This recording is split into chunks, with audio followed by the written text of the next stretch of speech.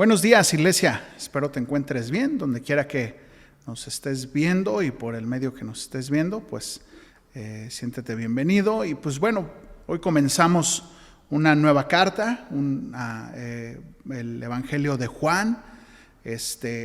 Seguramente va a ser de mucha bendición para nosotros, para ti, para mí.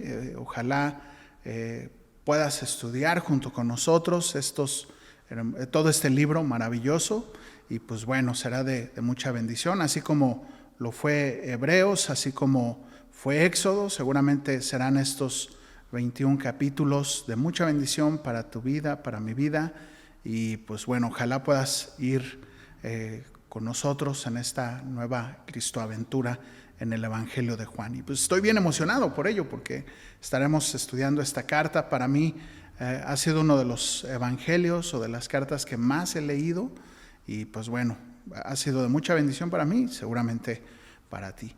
Y pues bueno, vamos a leer los primeros 5 versículos, oramos y vemos contexto, quién la escribió, en qué año, etcétera, etcétera, y luego verso a verso, ¿sale? Entonces leamos Juan 1 del 1 al 5. Entonces, si gustas abrir tu Biblia, dice: en el principio era el verbo, y el verbo era con Dios, y el verbo era Dios. Este era en el principio con Dios. Todas las cosas por él fueron hechas, y sin él nada de lo que ha sido hecho fue hecho. En él estaba la vida, y la vida era la luz de los hombres. La luz en las tinieblas resplandece, y las tinieblas no prevalecieron contra ella. Señor, gracias, Dios, porque podemos comenzar este maravilloso libro, Evangelio de Juan. Gracias, Señor, porque seguramente tú nos vas a ayudar a comenzar, si es tu voluntad, y terminar. Y pues permítenos, Señor, aprender de tu palabra, de estas verdades, y que las podamos poner en práctica, todo lo que tú nos enseñas, que pueda ser de manera práctica en nuestro día a día, en todo lo que hacemos. Permítenos, Señor, estar atentos, y sobre todo que día a día, y terminando esta enseñanza y las enseñanzas subsecuentes de este maravilloso evangelio, podamos poner por obra lo que tú nos enseñas, podamos poner en práctica esto que tú nos enseñas. Gracias, Padre, en el nombre de Jesús. Amén. Son 21 maravillosos capítulos que estaremos escudriñando, algunos tal vez completos, algunos en secciones, dependiendo conforme vayamos avanzando. No hay prisa, iremos despacito, pasito a pasito, y que el Señor sea el que nos vaya dirigiendo. Y dice un comentarista, Warren Wiersbe, acerca de este maravilloso evangelio, dice que Juan simplemente no escribió un libro, sino pintó cuadros emocionantes. No son historias, no son un libro el cual tú venimos y leemos nada más, sino estamos viendo la vida misma de nuestro Señor Jesús. Estamos viendo a nuestro Señor Jesús, y obviamente cumple con un propósito maravilloso que ahorita lo iremos viendo, y cómo es que traza este camino el apóstol Juan hasta llegar a la culminación de la pasión de nuestro Señor Jesucristo en la cruz. Entonces es maravilloso. No estamos estudiando un libro, estamos observando, viendo la vida de una persona, la vida de nuestro Señor Jesucristo, ¿no? Y como dice en Juan 1:14, y vimos su gloria, lleno de gracia y de verdad, ¿no? Entonces será maravilloso poder observarlo, poder ir verso a verso y profundizar en los puntos en donde tengamos que profundizar. El autor es Juan, el apóstol, el discípulo del Señor. Él se hace llamar el amado en algunas secciones, y pues él es el autor, ¿no? El apóstol Juan, de los 12 discípulos. De alguna forma es importante que lo sepamos, y en algunos pasajes estaremos viendo cómo él pues lo habla como siendo un observador de esto, ¿no? Y eso es maravilloso, porque definitivamente él miró lo que él, no es como el evangelio de Lucas, que Lucas hace una recopilación de todas las cosas, hace una investigación. Juan no, Juan fue un observador, un testigo, y él escribe lo que él vio, ¿no? Entonces es maravilloso eso, ¿no? Maravilloso que lo podamos ver. Ahora, ¿quién es este Juan? ¿No? Vamos a ver un poquito, no vamos a ver mucho, no vamos a profundizar acerca de él como tal, pero sí para podernos ubicar en quién era él. Juan era hijo de Zebedeo, hermano de Jacobo, otro de los discípulos. Eran parte del círculo cercano de nuestro Señor. Y bueno, el Señor les pone un apodo, un sobrenombre, les pone Boanerges, que significa hijos del trueno. Y eso lo vemos en Marcos 3. Entonces, si gustas a acompañarme, bueno, vamos a verlo en Lucas 9 del 51 al 55. Dice: cuando se cumplió el tiempo en el que había de ser recibido arriba, afirmó su rostro para ir a Jerusalén y envió mensajeros delante de él, los cuales fueron y entraron en una aldea de los samaritanos para hacerle los preparativos, mas no le recibieron, porque su aspecto era como de ir a Jerusalén.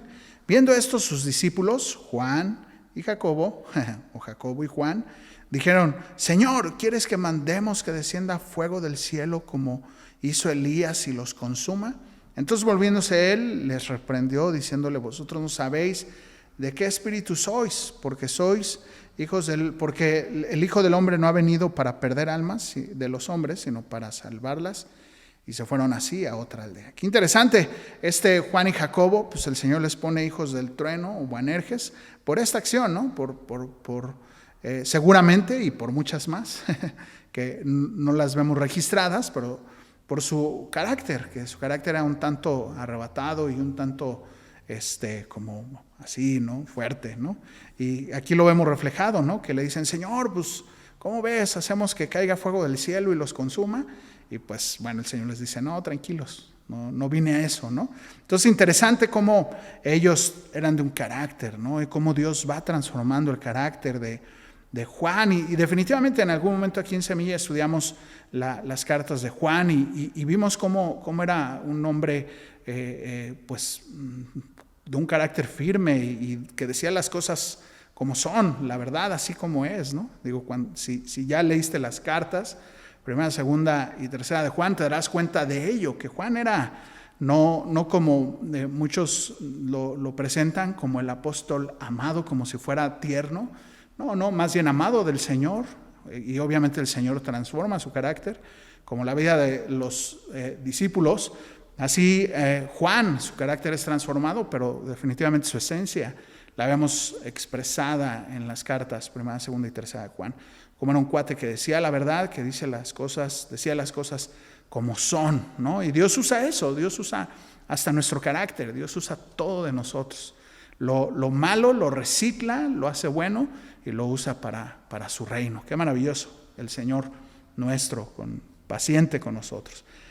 Fue escrito en el año entre 50 y 60 después de nuestro Señor Jesucristo. Fue el último evangelio.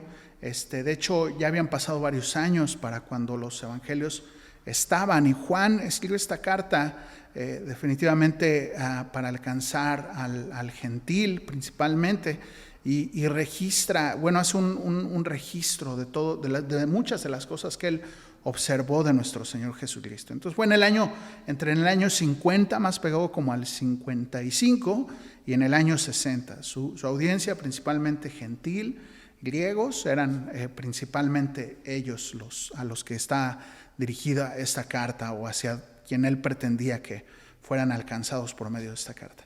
Su propósito, maravilloso propósito, ahorita lo veremos, aunque quisiera decirte, hay 4 evangelios, que es Mateo, Marcos, Lucas y Juan.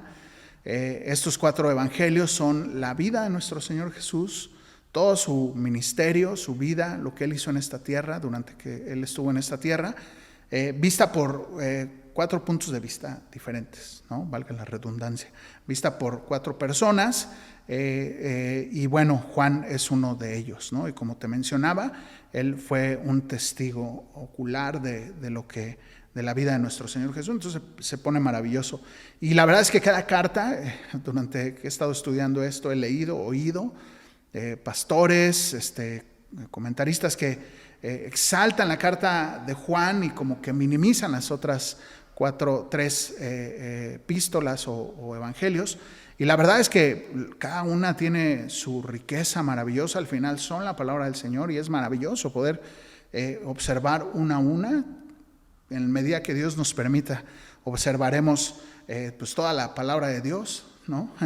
Igual, pues ahorita Juan, y en algún momento cuando empezamos Semilla aquí en Guadalajara, comenzamos con el Evangelio de Mateo, eso ya hace varios años. Pero bueno, Mateo presenta a nuestro Señor Jesús como el Mesías, el rey que había sido profetizado y a los judíos, ¿no? Y la audiencia era principalmente judía. Marcos es conocido como el Evangelio de acción.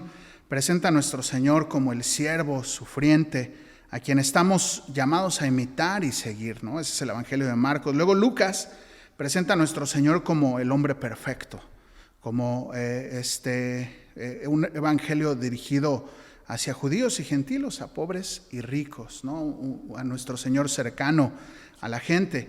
Y Juan presenta a nuestro Señor como el Dios encarnado, superior a toda la creación, a toda religión, a toda ideología.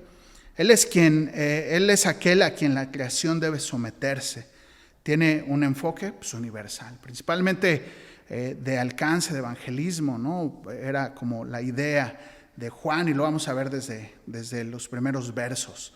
Su propósito lo vemos en Juan 20:31, ahí perfectamente dicho por él. Dice, pero estas cosas se han escrito para que creáis que Jesús es el Cristo, el Hijo del Dios, y para que creyendo tengáis vida en su nombre. Y bueno, fíjate, el evangelista, evangelista, él pone como idea principal esto, que aquellos, quien sean su audiencia, quien sean sus lectores, puedan creer en Jesucristo como el Hijo de Dios viviente, el unigénito, el Dios encarnado. Y lo va a poner desde el principio y lo veremos durante varias secciones de este evangelio. Tan solo 7, los 7 yo soy de nuestro Señor Jesucristo, en donde exaltan a su persona siendo el Dios mismo, ¿no? Y el fin de esto pues es transformar la vida de las personas, que las personas vengan, crean en Él, le rindan su vida y pues bueno, sus vidas sean transformadas. Pues toda la Biblia no es informativa, sino es formativa, nos forma, nos transforman. Cada día, cada vez que tú y yo venimos a la palabra con una actitud correcta, ella nos va transformando hasta que seamos hechos a la imagen y semejanza de nuestro Señor Jesucristo. Su bosquejo del 1 al 12, pues su ministerio, sus enseñanzas, milagros, vamos a ver en estos 12 primeros capítulos. Luego del 13 al 17, sus últimas palabras, lo que él pretende decirles a sus discípulos. Y luego del 8 al 21, su muerte y su resurrección. Ese es como un bosquejo general, está muy, muy sencillo, muy claro cómo el escritor de Hebreos hace estos cortes de esta hermosísima carta. Y pues bueno, vamos a estudiar del verso 1 hasta el verso 14. Y en todo el capítulo de este primer capítulo del Evangelio, el escritor de Hebreos va a hacer 7 nombres o títulos de nuestro Señor Jesús que lo identifican como el Dios eterno, como nuestro Dios eterno, encarnado, el Logos encarnado, el Verbo encarnado. Y bueno, comienza así. Si ya lo leímos, vámonos verso a verso, del Juan 1 y 2. Dice, en el principio era el Verbo, y el Verbo era con Dios, y el Verbo era Dios. Era en el principio con Dios. Comienza el escritor de Hebreos con esta idea de Jesús, el verbo, ¿no? O con esta idea de el verbo. Y verbo significa logos, que significa palabra, discurso o mensaje. Y es una palabra en griego, la raíz de verbo. Y pareciera extraño porque comienza con esto, ¿no? En el principio era el verbo. Y el verbo era con Dios y el verbo era Dios, como un juego de palabras. Esto era el principio con Dios.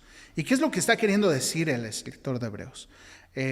Al decir que en el principio era el verbo y el verbo era con Dios y el verbo era Dios, ¿no? Si bien entendemos que el verbo pues, es una palabra, un discurso, porque dice que esto es Dios.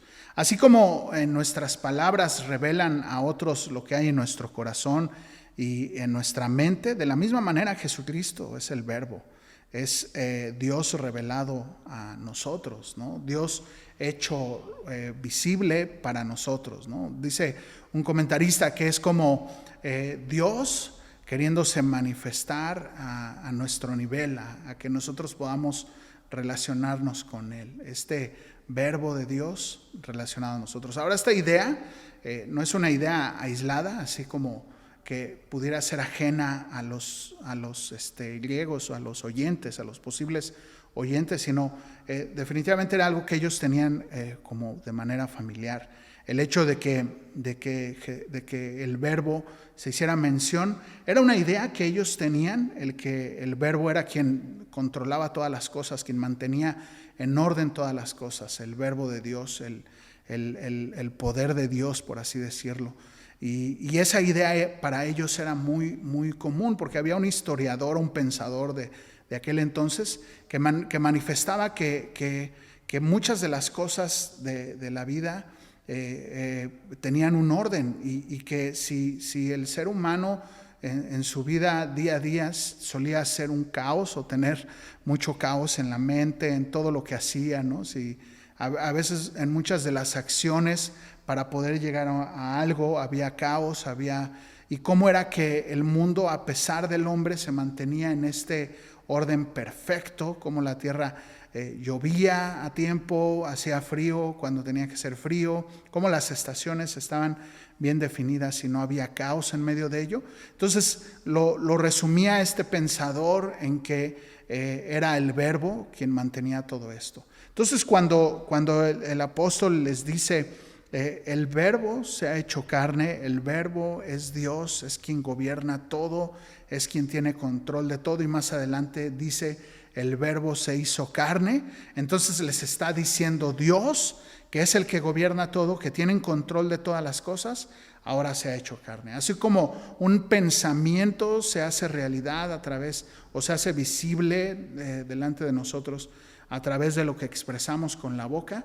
así Dios habría de hacer visible ante los hombres por medio de la figura o la persona de nuestro Señor Jesucristo. ¡Qué maravilloso! Eso está impresionante lo que está diciendo el escritor de Hebreos. Y añade esto, ¿no? En el principio era el verbo, y el verbo era con Dios, y el verbo es Dios. Qué interesante, porque no está hablando de este Jesús como un ser creado, sino como el ser eterno, siendo Él Dios mismo.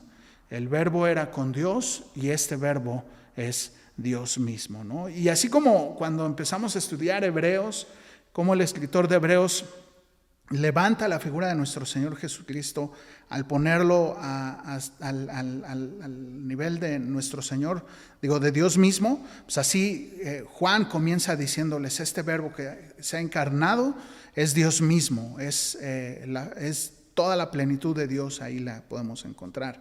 Y eso es maravilloso, ¿no? Dice en Juan 8:58, dice, antes que Abraham fuese, yo soy. Fíjate qué interesante cómo el Señor lo hace mención de que Él estaba desde antes de que Abraham fuera, ¿no? Y ahí aún los judíos, así como, ¿cómo dices que eras tú antes que Abraham si apenas tendrás que 30 años, ¿no? O sea, como que no le creen el tema, ¿no? Pero obviamente no entendían que nuestro Señor Jesucristo es Dios mismo, es la persona de Dios. Y esto es importante porque definitivamente como tú y yo veamos a Jesús, en la medida que le demos el lugar a Jesús en nuestras vidas, el lugar que le demos a nuestro Señor en nuestras vidas, eso va a determinar cómo vamos a vivir esta vida, y sobre todo va a determinar dónde vamos a pasar la eternidad. Por lo cual cobra muchísima importancia el cómo tú y yo vemos a Jesús, cómo tú y yo percibimos a Jesús. Si tú lo ves como, pues Chuchito, ¿no? Como algunos lo dicen, pues definitivamente lo vas a ver como alguien aquí, tu compa. Y no, dice, Padre nuestro que estás en los cielos. Es mi Padre, sí, cercano, pero Él está en los cielos, sigue siendo Dios. Y mira, Jesús para nosotros debe de representar el Señor, es el Señor. No es mi cuatito, mi compa, no, es el Señor. Él es el que manda, yo obedezco. Yo no puedo, mi percepción acerca del Señor cambió completamente en el momento que le puse la posición que le corresponde en mi vida, siendo Él el Señor y yo el esclavo, quien obedece. Yo soy su esclavo, Él es mi Señor. Él manda, yo obedezco, y soy su esclavo porque le amo, porque quiero honrarle, porque quiero pasar la eternidad con Él. Por eso es que soy su esclavo, ¿no? Dice, Él era en el principio con Dios, ¿no? Eso existía desde el principio, es eterno y hoy vive.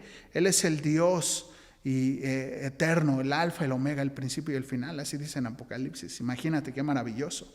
Y luego en el verso 3, el verbo creador dice, todas las cosas por Él fueron hechas y sin nada de lo que ha sido hecho fue hecho. Esto es maravilloso porque todavía pone un argumento más sólido para poder mostrar la deidad de nuestro Señor. Bueno, no estoy diciendo que el otro no sea más sólido, sino nos hace ver cómo Jesús es el creador de todas las cosas. Y pues definitivamente, si tú lees Génesis 1 y 2, te darás cuenta cómo Dios crea todas las cosas por medio de lo que Él dice, ¿no? Y dijo Dios, sea la luz, y fue la luz, y dijo Dios, sea la lumbrera del día, la lumbrera de la noche, etcétera, etcétera, sean las estrellas.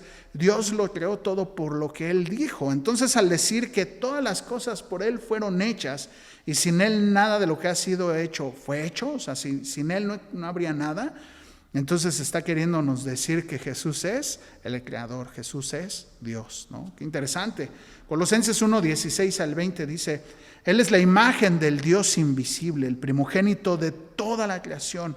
Por Él fueron creadas todas las cosas, las que hay en los cielos, las que hay en la tierra, visibles e invisibles, sean tronos, sean dominios, sean principados, sean potestades. Todo fue creado por medio de Él y para Él. Él es antes de todas las cosas y todas las cosas en Él subsisten. Y Él es la cabeza del cuerpo de la iglesia. Él es el principio, el primogénito de entre los muertos, para que en todo tenga preeminencia, para que Él sea preeminente por encima de todos. Por cuanto le agradó al Padre que en Él habitase toda la plenitud.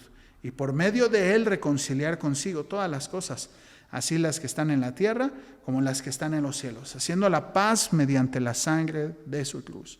Jesús es la plenitud, nuestro Señor Jesús es la plenitud de Dios. En Él hallamos la plenitud de Dios. En algún pasaje, uno de sus discípulos le pregunta, Señor, pues ¿cuándo nos mostrarás al Padre? Muéstranos al Padre y nos bastará, le dice. Y el Señor le responde, hace tanto tiempo que estoy con vosotros y no me creéis. O sea, imagínate qué maravilloso, ¿no? El Señor, Dios mismo caminando entre los hombres, ¿no? Es eso, Dios entre nosotros, Emmanuel, ¿no? Qué maravilloso. Es una idea sublime. El escritor de Juan, el apóstol Juan, al escribir esta carta, manifiesta al Señor Jesús casi siendo una calca de Génesis, pero lo describe como un poema maravilloso. De verdad, cada vez que lo leo digo, wow, qué maravilloso va trazando esta línea al punto en el que revela quién es este verbo. Aquí todavía no lo revela, pero en algún momento abre el telón para hablarnos acerca del verbo, de quién es este verbo. Hasta aquí este momento todavía no lo dice, más bien nos está dando señales. Simplemente nos está dando señales, nos está diciendo, en el principio era el verbo y el verbo era con Dios y el verbo era Dios. Este era en el principio con Dios, ¿no? Todas las cosas por Él fueron hechas y sin Él nada de lo que vemos fuese hecho, hubiese terminado siendo hecho. Qué maravilloso, va trazando una línea. Verso 4, en Él estaba la vida y la vida era la luz de los hombres. La primera o la segunda característica, el verbo y ahora la vida, ¿no? Que en Él estaba la vida y la vida era la luz de los hombres. Fíjate cómo dice, en Él estaba la vida. Podríamos decir que pues, si Él es el creador, Él es el que da la vida. Y no nada más la vida física, ¿no? La vida de lo que vemos, ¿no? De los animales, de los seres humanos, dando, como dice en Génesis, soplo de vida en la vida del hombre o de este pedazo de tierra dando soplo y entonces dando aliento de vida. No solamente de esa manera, sino dando vida eterna. Fíjate cómo dice Efesios 2 del 1 al 9. Dice, y Él les dio vida a vosotros cuando estaban muertos en sus delitos y pecados. Eso es grandioso, maravilloso. Que Él nos ha dado vida, aun cuando tú y yo éramos muertos, en medio de nuestros delitos y pecados. Dice, en los cuales anduviste en otro tiempo, siguiendo la corriente de este mundo, conforme al príncipe de la potestad del aire, el espíritu que opera en los hijos de desobediencia, Satanás, entre los cuales también todos nosotros vivimos en otro tiempo, en los deseos de nuestra carne, haciendo la voluntad de la carne y de los pensamientos, y éramos éramos por naturaleza hijos de ira, lo mismo que los demás. Fíjate cómo dice, eso éramos nosotros, haciendo nuestra propia voluntad, haciendo lo que nosotros queríamos, siguiendo los deseos de mi propia carne y de mis pensamientos, por lo cual éramos hijos de desobediencia, hijos de ira, estábamos enemistados con Dios. Pero Dios, dice el verso 4, sublime ese pero, sublime, pero Dios, que es rico en misericordia, por su gran amor con que nos amó, aun estando nosotros muertos, nuevamente lo dice, en nuestros pecados, nos dio vida juntamente con Cristo. Por gracia sois salvos, y juntamente con Él nos resucitó y asimismo nos hizo sentarnos en lugares celestiales en Cristo Jesús, para mostrar en los siglos venideros las abundantes riquezas de su gracia en su bondad para con nosotros en Cristo Jesús. Por gracia sois salvos, por medio de la fe. Y esto no de nosotros, pues es un regalo de Dios, no por obras para que nadie se gloríe, porque somos hechura suya, creados en Cristo Jesús para buenas obras, las cuales Dios preparó de antemano para que anduviésemos en ellas. Qué maravillosa idea, texto. Éramos muertos y Él irrumpió en nuestros caminos cuando tú y yo andábamos caminando conforme a nuestros propios deseos, conforme a nuestros propios pensamientos, viviendo la vida como queríamos, ¿no? Él irrumpió y bueno, en consecuencia de vivir la vida como yo quiero, adorándome a mí mismo, siendo yo el centro de mí mismo, pues éramos hijos de ira, hijos de desobediencia. Dice, pero Dios, cuando aún estábamos muertos en nuestros delitos y pecados, nos dio vida juntamente con Cristo. Lo mismo que está diciendo el escritor todavía traigo la idea del escritor de Hebreos, lo mismo que está diciendo el apóstol Juan aquí, ¿no? En Él estaba la vida, y la vida era la luz de los hombres. La vida se convierte, cuando entra la vida de Dios a nuestras vidas, valga la redundancia, esa vida empieza a producir luz. Y nos convertimos ahora en el reflejo de su luz. Y esa es la siguiente idea que va a presentar aquí el apóstol Juan. Dice, verso 5, la luz en las tinieblas resplandece y las tinieblas no prevalecen contra ella. Te quiero decir, donde entra la luz de Dios, las tinieblas ya no prevalecen. Vuelvo a repetir la idea. Donde entra la luz de Dios, las tinieblas ya no deben prevalecer. Aunque muchas veces esas tinieblas son más densas porque la luz de Dios no ha entrado. Y son más evidentes las tinieblas en las vidas de las personas que la supuesta luz que ellos pretenden reflejar o que mucha gente pretende reflejar, o muchos simpatizantes a Cristo, no discípulos, no seguidores reales de nuestro Señor, sino simpatizantes que de lejitos, solamente queriendo recibir los beneficios, no queriendo tomar su compromiso, todos aquellos definitivamente pues no reflejan la luz, sino lo único que reflejan son las tinieblas. Fíjate, dice, la luz en las tinieblas resplandece, las tinieblas no prevalecen contra ella, no pueden las tinieblas contra la luz. Tú llegas a un cuarto oscuro, prendes la luz, como decimos, pues no hay una lucha ahí entre las tinieblas y la luz para ver quién gana, simplemente se hace la luz. Así como el Señor en Génesis 1:3 dijo, lo primeritito que el Señor dice acerca de la creación, lo primeritito que el Señor dijo fue, sea la luz, y fue la luz. Eso está maravilloso.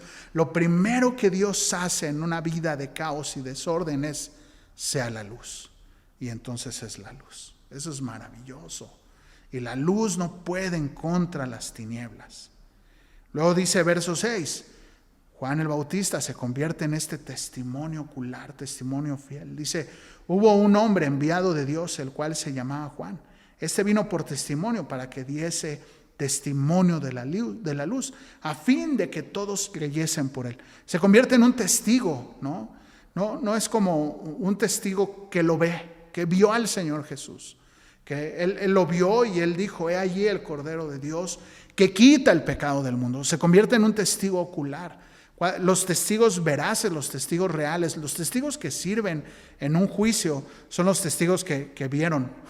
No los que dicen, bueno, pues es mi hermano que yo sé que sería incapaz de hacer tal acto, ¿no? ¿Y usted lo vio? No lo vi, pero yo lo conozco. No sirve su testimonio. El testimonio que sirve es del testimonio de alguien que ve el acto, que ve lo que sucedió. Lo mismo Juan, él vio, cotejó que él era el Mesías, cotejó que era el Cordero de Dios que quitaba el pecado del mundo. No que lo cubría, sino que quitaría el pecado del mundo. Verso 7. Este vino por testimonio, para que diese testimonio de la luz, a fin de que todos creyesen. El propósito de este testimonio de Juan era que todos creyeran, que muchos creyeran de lo que el Señor está diciendo. Juan el Bautista se convierte en un personaje de renombre, reconocido por la gente de Jerusalén o de Israel. Y luego dice verso 9, aquella luz verdadera que alumbra a todo hombre venía a este mundo. Fíjate, esa idea de la luz verdadera, eso me habla de que había una luz mentirosa o una luz que no era la luz verdadera, o que hay una luz que no es la luz verdadera. Qué interesante. Hay muchos que caminan como si reflejaran la luz verdadera, pero realmente no están reflejando la luz verdadera. Y esa es una idea maravillosa, porque así como Él es la luz verdadera, nosotros nos convertimos en el reflejo de esa luz. Así como el sol, como la luna refleja la luz del sol y la tierra lo vemos, así cuando la tierra se pone, así como si esta fuera la tierra, el sol, la luna, Dios, nosotros. Si la tierra se pone en medio de la luna y el sol eclipsa la luz, así la tierra puede eclipsar la luz de Dios en nuestras vidas, ¿no? Qué idea maravillosa. Pero así somos, tú y yo, el reflejo. La idea de que esta luz alumbre a cada hombre es para que tú y yo seamos el reflejo de esa luz, seamos el testimonio de esa luz viva, seamos el testimonio vivo de esa luz. Dice Mateo 5, 14 y 16, dice, vosotros sois la luz del mundo. Una ciudad asentada sobre un monte no se puede esconder, ni se enciende una luz y se pone debajo de un almud, sino sobre el candelero, y así alumbra a todos los que están en casa. Así alumbre vuestra luz delante de los hombres, para que vean vuestras obras y glorifiquen al Padre que está en los cielos. Fíjate, para que vean vuestras obras y glorifiquen al Padre que está en los cielos. Filipenses 2, 14 al 16 dice, haced todo sin murmuración y sin contiendas, para que sean irreprensibles y sencillos hijos de Dios sin mancha, en medio de una generación maligna y perversa, en medio de la cual resplandecéis como luminares en el mundo, asidos de la palabra de vida, para que en el día de Cristo yo pueda gloriarme de que no he corrido en vano, ni he trabajado en vano. Fíjate, Pablo dice esto, ustedes somos como luminares que resplandecen en medio de una generación maligna y perversa. Eso somos tú y yo, o eso debemos de ser tú y yo, reflejar la luz del Señor en medio de esta generación maligna y perversa, que seamos estandartes de la palabra de Dios, de la verdad de Dios, de lo que Él dice, y esa responsabilidad nos ha sido dada, esta luz verdadera. Si tú y yo somos alumbrados por la luz verdadera, debemos reflejar esta luz. No deberíamos de reflejar solamente obras, sino frutos. No solamente obras, porque eso se convierte en una luz falsa, sino frutos dignos de arrepentimiento. El Señor dijo, por sus frutos los conoceréis. Esa es la luz verdadera. Las obras se convierten en una luz falsa. Y fíjate, las obras son el resultado de los frutos, no al revés. No los frutos, no las obras son el resultado, no las obras van a dar como resultado frutos, no. El nuevo nacimiento, que lo veremos más adelante en Juan 3, el nuevo nacimiento va a dar como resultado frutos, y los frutos van a dar como resultado en obras. No al revés, mucha gente vive afanado en hacer obras de caridad, en hacer obras buenas, que usar a la viejecita, y piensan que por medio de esas obras alcanzarán a Dios o llegarán a ver a Dios. No hay peor engaño que ese. Las obras son el resultado de una vida de piedad. No hay nadie bueno en este mundo, no hay ni uno bueno, sino Él es el que viene y nos da vida, como lo vimos en Efesios. Cuando estábamos muertos, un muerto que puede producir de bueno en Él, nada. Hasta que Dios viene y da vida, es que entonces podemos caminar en esta nueva vida, dando frutos y haciendo obras. No al revés, no al revés. Ya leímos Filipenses, verso 10. En el mundo estaba, y el mundo por él fue hecho, pero el mundo, dice, no le conoció. Qué interesante. En el mundo estaba nuestro Señor, y el mundo, pues Él lo hizo, pero Él no le conoció, no le reconoció como Dios mismo, como el Señor. Dice, a lo suyo vino, y los suyos no le recibieron. ¿Quiénes son los suyos? Pues los judíos. Dice, y no le recibieron, mas a todos, verso 12, mas a todos los que le recibieron, a los que creen en su nombre, les ha dado potestad de ser hechos hijos de Dios. Lo contrario sería, a los que no le reciben, a los que no creen en su nombre, no les ha dado la potestad de ser hechos hijos de Dios. Esta es una verdad. Cuando yo leí esto por primera vez, por mi contexto religioso, fue así un shock esto. Se convirtió en, ¿cómo? O sea, ¿no que todos éramos hijos de Dios?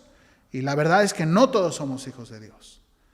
Existen las criaturas de Dios, como un perrito, como un gatito, que son criaturas de Dios, como un árbol, como una planta, como una persona que no cree en su nombre y que no le recibe. Son criaturas del Señor. Hijos, los que creen en su nombre y los que le reciben. Qué idea, qué idea tan más fuerte. Definitivamente entenderemos todavía más claramente ahí por el capítulo 3 de Juan, pero no quiero dejar de decir qué es esto. Creer en su nombre y recibirle. Recibirle es, esta idea la voy a englobar en una idea muy sencilla. Es permitir que Él mande y yo obedezca. Romanos 10:9 dice que si confiesas que Jesús es el Señor y crees de todo tu corazón que Dios lo levantó de los muertos, entonces serás salvo. Y esta palabra que es confesar que Jesús es el Señor, no solamente es de decirlo. El Señor en Mateo 7 dice al final del Sermón del Monte, no todo el que me diga Señor, Señor entrará en el reino de los cielos, sino el que hace la voluntad de mi Padre que está en los cielos. ¿Qué es lo que está diciendo el Señor? Lo que está diciendo nuestro Señor es, no se trata de que lo digas, de una declaración de fe, sino de que lo vivas todos los días, de que sea una decisión consciente de decir, tú mandas, yo obedezco. Tú eres el Señor, yo soy el esclavo.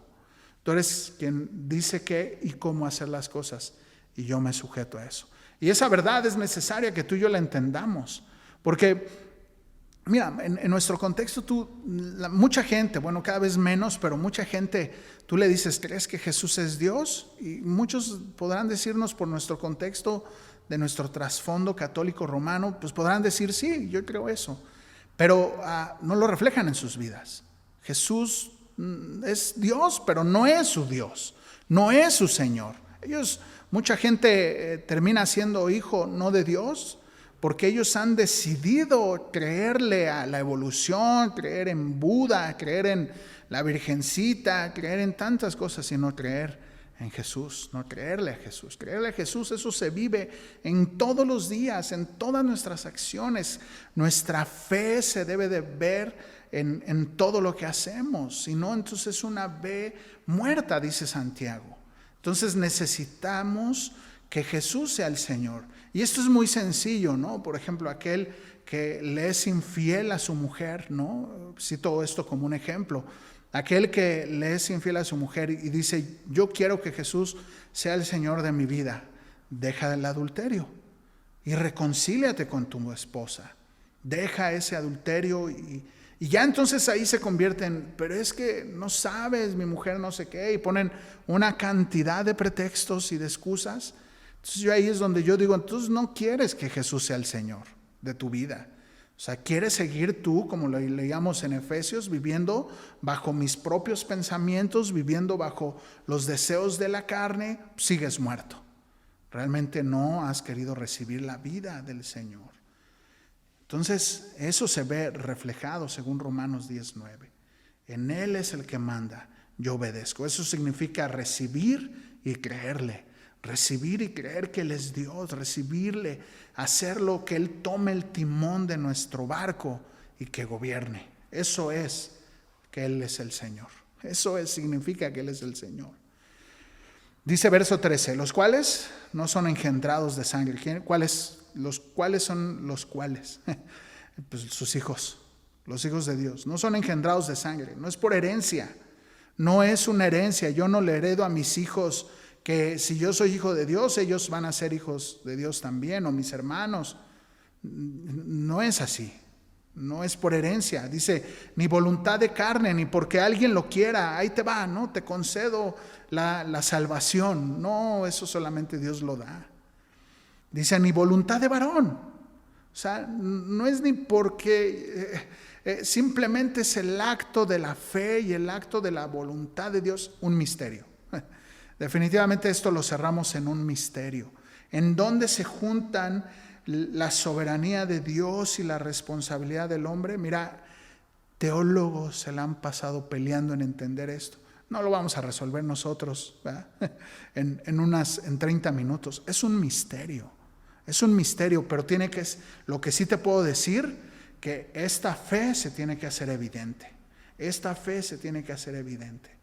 Si no, entonces, no, por más que tú digas, yo soy predestinado, pues muéstrame tu fe por tus obras. No puedes decirme que eres si no me lo muestras. Híjole, es todo un tema. Definitivamente es un misterio esto. ¿Cómo los conciliamos? Sinceramente yo no lo entiendo. Dice verso 13, por los cuales no son engendrados de sangre, ni de voluntad de carne, ni voluntad de varón, sino de Dios. O sea, no es algo que se herede, no es algo que se dé, sino simplemente Dios lo da. De manera como un milagro, como lo vimos en Efesios. La salvación es un regalo, es un don de Dios, dice, por medio de la fe, dice, y ni de vosotros, porque es un don de Dios. Es un misterio esto. Esto es un misterio. No lo vamos a poder entender. No lo vamos a poder entender. No te pelees, simplemente recíbelo. Y que tu vida refleje esta luz verdadera todos los días, como te decía hace un momento. Verso 14, fíjate, ya empieza a revelarnos quién es este. Dice, y aquel verbo fue hecho carne y habitó entre nosotros. Y vimos su gloria como la del unigénito del Padre, lleno de gracia y lleno de verdad. Fíjate, dice aquel verbo, expresión de Dios se ha hecho carne y habitó entre nosotros. Y él dice, como testigo ocular, el apóstol Juan, y vimos su gloria como la gloria del unigénito del Padre, lleno de gracia y lleno de verdad. Dos cosas que tú y yo necesitamos: su gracia y su verdad, necesarias para nuestra vida. Necesitamos caminar en su gracia todos los días, necesitamos de su gracia todos los días y necesitamos de su verdad. Necesitamos caminar en la verdad. Él es la verdad. Dijo Él es el camino, la verdad y la vida. Nadie viene al Padre si no es por mí. Nadie viene al Padre si no es por mí. Es increíble darme cuenta que mucha gente pretende llegar al Padre por medio de otras filosofías, doctrinas, ideologías, personas, cuando el único camino al Padre es Jesús. Él es la verdad. Dice, vimos su gloria, la gloria como la del unigénito, lleno de gracia y lleno de verdad. Hebreos 1, 2, 3 dice, en los postreros días Dios nos ha hablado por el Hijo, a quien constituyó heredero de todo, por quien asimismo hizo el universo, el cual, siendo el resplandor de su gloria y la imagen misma de su sustancia, y quien sustenta todas las cosas solamente con la palabra de su poder. ¡Wow! Casi paralelo, Hebreos 1, del 2 al 3, paralelo a estos versos de Juan. Y mira, la verdad quiero terminar con esto. A nadie Dios le vio jamás, pero el unigénito Hijo de Dios que está sentado a la diestra del Padre, Él nos lo ha dado a conocer. Necesitas venir al Señor.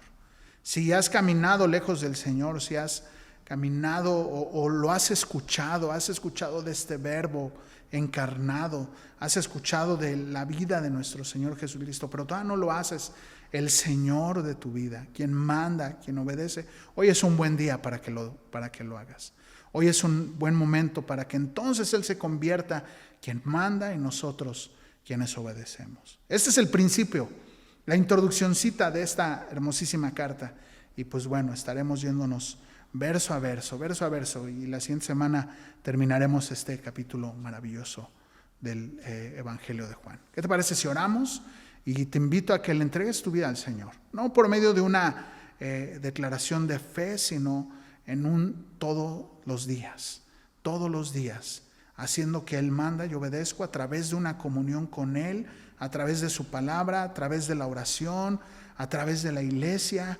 Y pues bueno, ese es el medio que Dios ha dejado para relacionarnos con Él, que es el puente para llegar al Padre, nuestro Señor Jesucristo, siendo Él quien manda, yo quien obedezco, dándole el timón de mi vida, dándole el timón de mis decisiones, ya no viviendo bajo mis propias prudencias, bajo mis propios pensamientos, sino rigiéndome bajo el pensamiento y la filosofía de Él, que la podemos ver en su palabra muy claramente.